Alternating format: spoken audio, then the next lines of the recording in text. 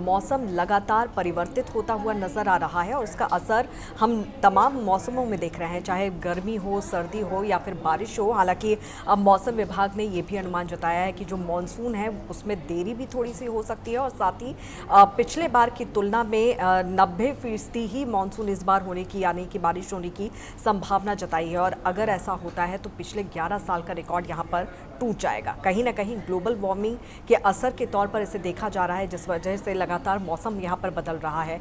हरिराज जी, क्या लगता है कि मौसम में आए इस परिवर्तन को रोका जा सकता है? क्या अभी भी चीज़ें हमारे हाथ में हैं? किस तरह के कदम उठाने की ज़रूरत है ताकि मौसम में इस रौद्र रूप को रोका जा सके? देखिए, कुछ जो विश्व के बड़े वैज्ञानिक हैं इस विषय के, उनका तो ये मानना है कि शायद अब बहुत देर हो चुका है और इस पूरे नकारात्मक माहौल के बीच में हमें कुछ ना कुछ सकारात्मक सोच के साथ आगे बढ़ने की नितांत आवश्यकता है। इसमें सबसे महत्वपूर्ण बात यह है कि एक शहर के स्तर पे, एक गांव के स्तर पे, कस्बे के स्तर पे, एक परिवार के स्तर पे हम किस तरह से एक ऐसा नियोजन करें जिससे कि हम, जिसे कहते हैं ना कि वो आहुति डालनी है हम यज्ञ में, हम अचानक तो यज्ञ नहीं कर सकते। इसके लिए सबसे महत्वपूर्ण है कि जैसे मैंने गांव के बारे में बोला था कि गांव के पारिस्थितिकीय तंत्र के आधार पर उसकी खेती का नियोजन। एक छोटा सा उदाहरण दूंगा। अधिकांश गांव के तालाब खत्म हो चुके हैं। पोखर, तालाब, जोहर, पहाड़ में जैसे चाल खाल कहते हैं जी, ये सब नष्ट हो चुके हैं। जैसे ही आप इनके ऊपर तवज्जो देना शुरू करेंगे, वहां का पानी अच्छा होगा, बढ़ेगा, ग्राउंड वाटर लेवल ऊपर आना शुरू होगा। एक अपने आप पानी के आधार से ही सारा विकास का चक्र बना हुआ है, खेती का भी और मानव विकास का भी। एक ये। दूसरा एक महत्वपूर्ण बात यह है कि हमारा रियल टाइम जो आंकलन है या पूर्वानुमान है मौसम को लेके, वो किसी रूप से आम जन तक पहुंचना चाहिए, चाहे वो एसएमएस के रूप में पहुंचे, चाहे वो डिजिटल प्लेटफॉर्म के थ्रू, चाहे इलेक्ट्रॉनिक मीडिया के थ्रू, किसी के भी थ्रू। तो इसके ऊपर इसको प्रायोरिटी, इसको महत्ता देनी पड़ेगी हमें। अब जैसे लोगों ने कहा कि हम फंस गए तूफान में, भाई इसका मतलब उस तूफान का पूर्वानुमान उन तक पहुंचा ही नहीं था। अगर कोई ऐसी विषम परिस्थिति है तो आप अपने घर में रहे, या आप किसी मॉल में, तो मॉल में रहे अगले कुछ घंटे के लिए, है ना। अभी पहाड़ में जैसे लंबे लंबे जाम लग रहे हैं क्योंकि कई बार भूस्खलन हो गया, कुछ हो गया, तो अगर आपको समय रहते इन बातों का पता लगे तो आप अपने शहर में रहे या बीच के किसी शहर में अपना पड़ाव डाल लें। कहने का मतलब यह है कि क्या मैंने अपने 80 गज के घर में एक छोटा सा पेड़ लगाया कि नहीं लगाया? बिल्कुल। पेड़ लगाने की जगह नहीं है तो क्या मैंने कोई बेल बूटा लगाया, नहीं लगाया? क्या मैंने कुछ गमले रखे कि नहीं रखे? सी, ये हम कहते हैं बहुत बड़ा कोई कुछ कर दे और उसमें फिर मैं अपने आप को बचा के साइड से निकल जाता हूँ। भाई मैं क्या कर रहा हूँ, मुझे ये देखना है।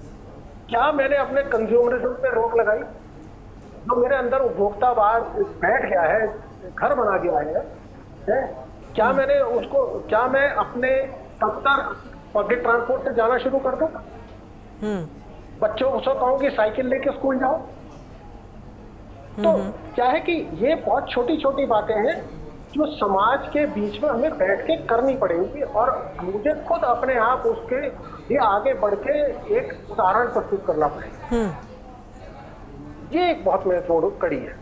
बाकी तो हम बड़ी बड़ी वैज्ञानिक विवेचनाएं कर सकते हैं, इसका तो कोई अंत नहीं है। सबसे महत्वपूर्ण बात ये है। बिल्कुल। और ये जो स्थिति हो रही है राकेश, कहीं ना कहीं जिस तरह से गर्मी से बचने के लिए लोग पहाड़ों का रुख करते हैं और जिस तरह से अभी हरिराज जी ने भी हमको बताया कि किस तरह से भीड़ वहाँ पर लगती हुई नजर आ रही है, और ये आज की तस्वीर नहीं है, हर साल अमूमन इसी तरह की तस्वीर देखने को मिल रही है। पेड़ों की कटाई लगातार हो रही है, जंगलों में आग की घटनाएं लगातार बढ़ती हुई नजर आ रही है और इसी का ये नतीजा है कि पहाड़ दरक रहे हैं और लोग परेशान होते हुए नजर आ रहे हैं।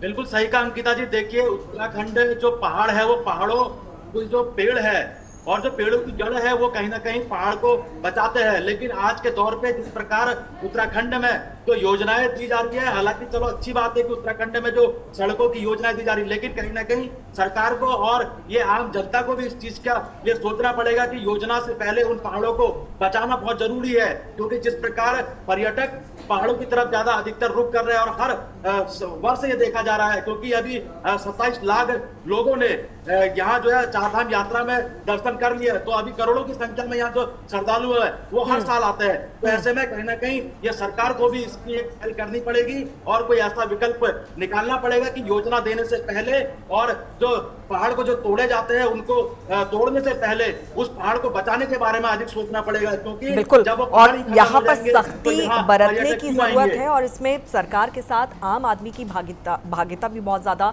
भागीदारी भी बहुत ज्यादा महत्वपूर्ण और जरूरी है। अपराजिता, दिल्ली एक बहुत बड़ा उदाहरण है। दिल्ली में अगर हम मौसम देखें, हर मौसम इतना तीव्र होता है, गर्मी होती है, भीषण होती है, बारिश होती है, जल जमाव यहाँ पर हो जाता है, ठंड होती है तो लोगों से सहन नहीं होती है। ऐसे में लोग दूसरे शहरों का रुख यहाँ पर करने लगे हैं। कई बहुत ज्यादा तादाद में पलायन यहाँ पर देखने को मिल रहा है। गलती यहाँ पर कहाँ पर हो रही है? बिल्कुल अंकिता जी, देखिए दिल्ली की जहां तक बात है, एक तो ये राजधानी है, हर एक राज्य से लोग यहाँ पर आकर के बसे हुए हैं और ऐसे में आपको एक बड़ी तादाद राजधानी में देखने को मिलती होगी। बावजूद इसके लोग छुट्टियां मनाने के लिए दूसरे जगह पर हिल स्टेशनों की ओर रुख करते हैं। और अभी जिस तरीके से भीषण गर्मी ने दस्तक दी थी, हमने देखा था कि लोग जो है अपने परिवारों के साथ हिल स्टेशन की ओर रुख करके, लेकिन वहां भी उन्हें जो है एज यूजुअल गर्मियों का सामना करना पड़ा और उसके बाद अचानक जो थे ओलावृष्टि देखने को मिली, मानसून देखने को मिला। तो ये जो क्लाइमेट में चेंजेस हो रहे हैं, इसका सबसे बड़ा कारण है प्रकृति से छेड़छाड़ अंकिता जी। और प्रकृति हमें बार बार संकेत दे रही है, बावजूद इसके लोग उससे अवगत नहीं हो रहे हैं। तो ऐसे में मेरे, आपके और बाकी लोगों कि सिर्फ डिस्कस करने से कुछ नहीं होगा, लोगों को जागरूक होना पड़ेगा। और गलती तो अंकिता जी हर एक इंसान कर रहा है, चाहे मैं हूं चाहे आप हो। जिसको जो मन आता है अपने हिसाब से कचरे फेंक दिए पानी में, तो जल की गुणवत्ता खराब हो गई।